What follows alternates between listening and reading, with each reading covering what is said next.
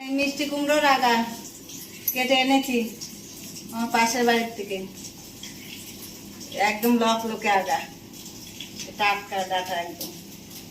এই দিয়ে কি দিয়ে করব আমি দেখিয়ে দেবো পরে, এখন কাটবো।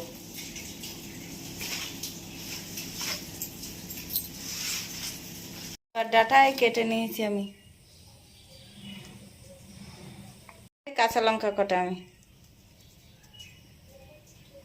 এক টুকরা আদা, এটা আমি বেটে দেবো, এতে দেখাই দেবো কোন সময় দেবো। এই যে ট্যাংরা মাছ আমি কেটে ধুয়ে লবণ হলদি মাখানো হয়ে গেছে, এই কুমড়ো শাকের ডাঁটা দিয়ে রান্না করবো ঝোল। শাকের ডাঁটা দিয়ে ট্যাংরা মাছ দিয়ে হবে, তার জন্য জিরে ভেজে নিয়েছি, আদা বেটে নিয়েছি, এবার তেল দেবো।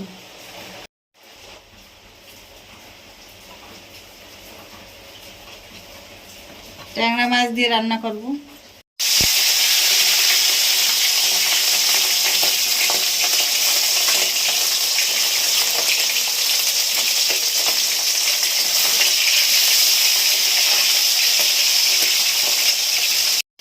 আমার ট্যাংরা মাছ ভাজা হয়ে গেছে, তুলে নিলাম।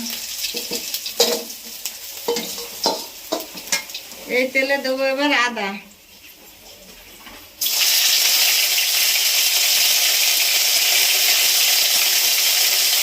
এবারে দিয়ে দেবো ডাঁটাগুলো,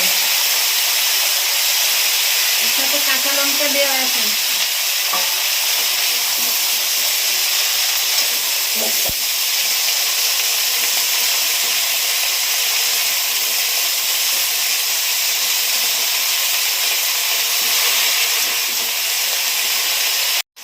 এবারে দেবো লবণ,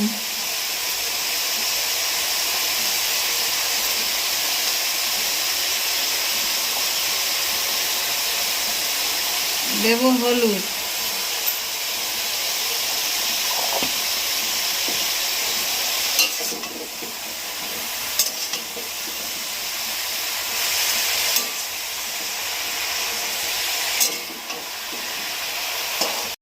এবারে দিয়ে দেবো জল,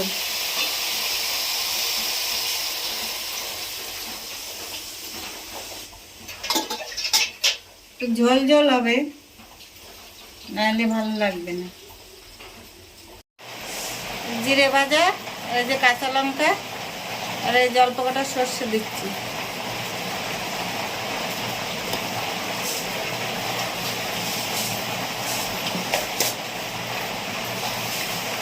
দেবো একটু লবণ,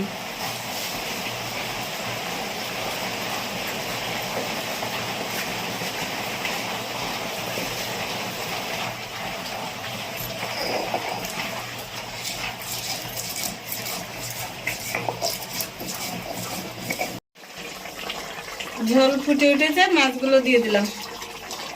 ট্যাংরা মাছ আর কুমড়ো শাকের ডাগা।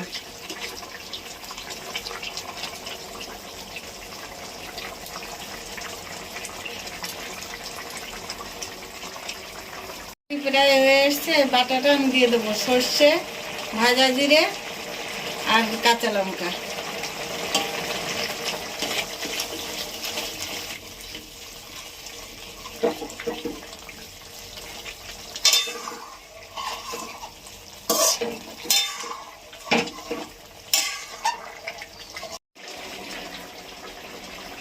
এবার আমি নামাবো।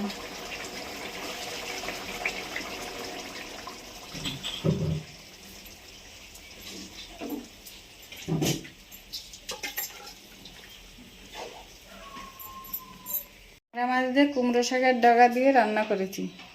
আপনারা যে কোনো জ্যান্ত মাছ দিয়ে এই ডগা দিয়ে রান্না করে খেয়ে জানাবেন কেমন হলো। ট্যাংরা মাছ দিয়ে খেয়ে জানাবেন।